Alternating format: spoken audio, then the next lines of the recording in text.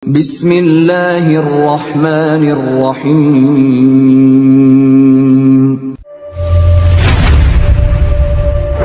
Ya ayyuhalladzina amanu udkhulu fis-silmi kaffah.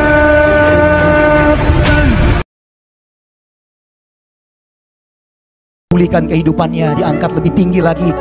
Kita akan mendengarkan kesaksian dari Lukman Sardi. Sama-sama kita berikan aplaus yang paling meriah. Puji Tuhan.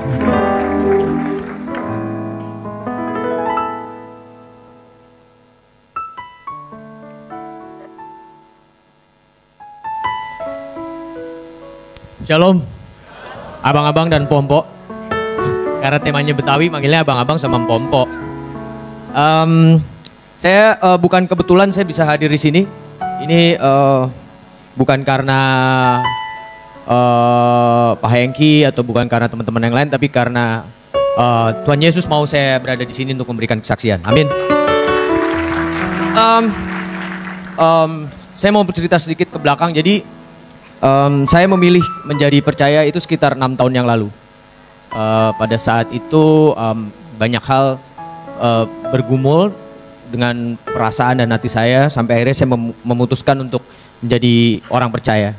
Dan buat saya bukan sesimpel saya pindah, istilahnya kalau ada satu lembaga namanya agama, bukan dari Muslim pindah ke Kristen, bukan hanya soal itu. Tapi lebih dari itu, bagaimana saya menjadi percaya Yesus dan yakin akan kehadiran Yesus dalam hidup saya. Sebuah kesaksian yang saya ingin sampaikan ini mungkin juga banyak dialami oleh abang-abang dan pompo atau teman-teman yang ada di sini. Tapi saya merasa ini sesuatu yang luar biasa buat dalam hidup saya gitu. Pada awalnya memang sesuatu yang buat saya sendiri sangat sesuatu yang membingungkan gitu. Bagaimana saya bisa nyampe ke titik akhirnya saya memilih untuk menjadi orang percaya gitu.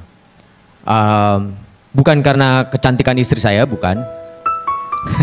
Bukan karena dia juga maksa, bukan. Bahkan dia tadinya awalnya agak hopeless sama saya gitu.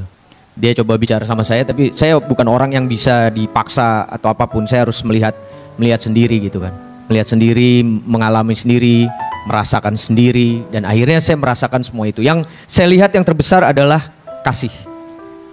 Sesuatu hal yang saya lihat terbesar di sini adalah kasih, dan itu yang membuat saya sangat tersentuh dengan kasih Yesus. Bagaimana Yesus memberikan kasihnya kepada umatnya, pada yang percaya kepada dia. Dia memberikan jiwanya untuk menebus dosa kita semua. Banyak hal yang terjadi setelah saya meyakini atau saya percaya dengan Yesus. Dan ini bukan hanya sekedar percaya, tapi masalah yakin. Pada saat saya menyerahkan sepenuhnya diri saya terhadap Yesus, banyak mukjizat yang terjadi. Baik dalam hal kehidupan saya, dari segi apapun itu. Bisa dari segi ekonomi, dari segi berkat yang begitu banyak. Ada satu contoh yang menurut saya cukup menarik gitu. Jadi yang paling banyak adalah, mungkin semua juga merasakan bahwa kadang-kadang kita khawatir dengan apa ya? Ya, kita semua orang hidup di dunia ini perlu materi. Tapi kadang-kadang kita sangat khawatir dengan pada saat kita merasa kita kekurangan materi gitu. Kalau saya berdoa sama Tuhan, mungkin agak lucu gitu. Saya bicara sama Tuhan tuh kayak saya bicara lagi ngobrol. Jadi kayak kalau saya doa tuh contoh kasus gitu, waktu saya mau punya anak pertama gitu, begitu saya menikah, saya langsung doanya gini, Tuhan, tolong dong, pengen punya anak nih. Kalau percaya kasih, kalau belum percaya ya jangan kasih dulu gitu. Ternyata doa saya didengar, terus langsung dipercaya. Saya sebulan kemudian istri saya hamil. Itu yang kira-kira bisa saya sampaikan.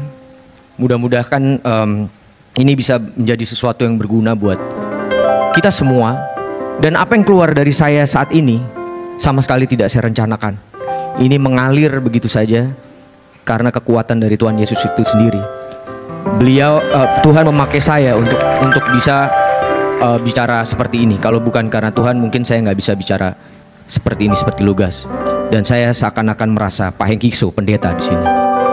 Amin. Mudah-mudahan suatu saat siapa tahu, kita tidak pernah tahu, Tuhan punya jalan yang lain. Suatu saat saya bisa jadi pendeta, kenapa tidak? Dan itu memang suatu hal yang berkat yang besar buat saya kalau memang itu terjadi. Amin. Terima kasih buat abang-abang dan pompo semua. Selamat ulang tahun buat GBI Eklesia. Mudah-mudahan semakin menjadi besar, semakin bisa melayani seluruh manusia, seluruh dunia, bukan hanya di Indonesia. Amin. Terima kasih. Mas Ferry dulu waktu narkoba selama 11 tahun, istri tahu nggak? Tahu, keluarga juga tahu ini semua. Cuman ya mungkin udah sampai satu titik yang udah give up, udah hands up ya. Jadi ya udah. Bahkan saya juga kehilangan orang-orang yang saya sayangin. Saat tadi Mas Ferry mengatakan bahwa kehilangan segalanya, apa yang Mas Ferry rasakan? Saya rasa hampa. Saya ngerasa nggak ada artinya. Saya ngerasa nggak mungkin orang seperti saya patut untuk disayangi. Pada saya sangat ingin sekali untuk bisa menyayangi seseorang atau sesuatu dengan tulus, jauh di dalam lubuk hati saya. Tapi entahlah kenapa saya ngerasa saya nggak layak untuk itu. Ketika Mas Ferry sudah mulai jenuh dengan narkoba, kemudian apa langkah Mas Ferry? Ada sih keinginan sih untuk bisa berhenti, untuk keluar dari hal-hal seperti itu sih. Cuman saya udah berusaha ngelakuin segala cara ya. Cuman tetap aja balik lagi kambuhan. Saya kan sempat mengalami perpisahan di rumah tangga saya.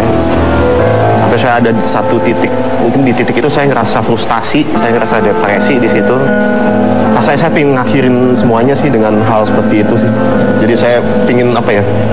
Ya kan saya rocker kan, saya pengen kok bisa saya mati dengan dalam keadaan rock and roll gitu. Dan entah kenapa mungkin memang ini jalannya Allah ya. Kebetulan di saat itu kan saya emang lagi ngerjain sebuah project musik sama teman saya. Bukan sosok guru besar atau gimana, nggak, orang biasa seperti saya, gayanya seperti saya rock and roll, tapi bisa dibilang lurus lah hidupnya. Ya di saat kita lagi workshop itu kan saya sering berkunjung ke rumahnya gitu. Kebetulan di rumahnya juga ada padepokan ngaji, anak-anak muda suka pada ngumpul di situ kan. Saat lagi break saya suka perhatiin mereka sholat. Terus saya di saat itu berlangsung kan ada suara azan segala macem.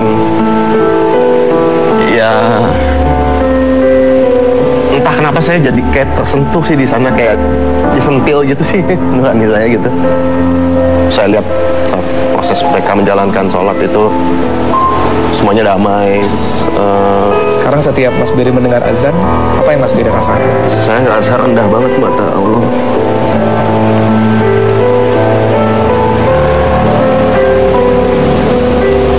Tapi jadi sadar Allah tuh mah penyayang banget.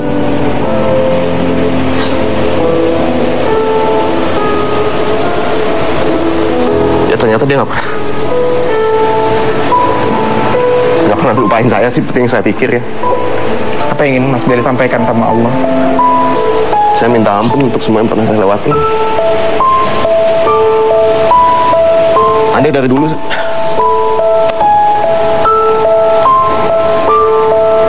dari dulu saya bisa kayak gini. Saya cuma mau jadi pribadi yang baik di matamu ya Allah. Amin ya Allah. Saya mau jadi seseorang yang bisa ngebanggain semua orang yang saya kasihin dalam hidup saya. Maaf udah ngecewain mereka.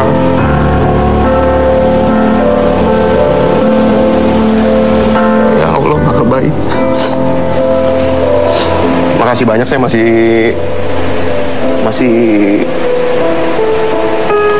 sosok seperti saya masih dapat kesempatan kayak gini ya, itu berarti banget buat saya.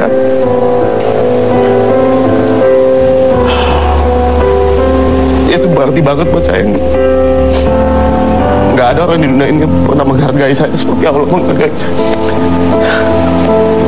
Benar juga Mas Ferry sekarang juga menemukan ketenangan dengan berzikir.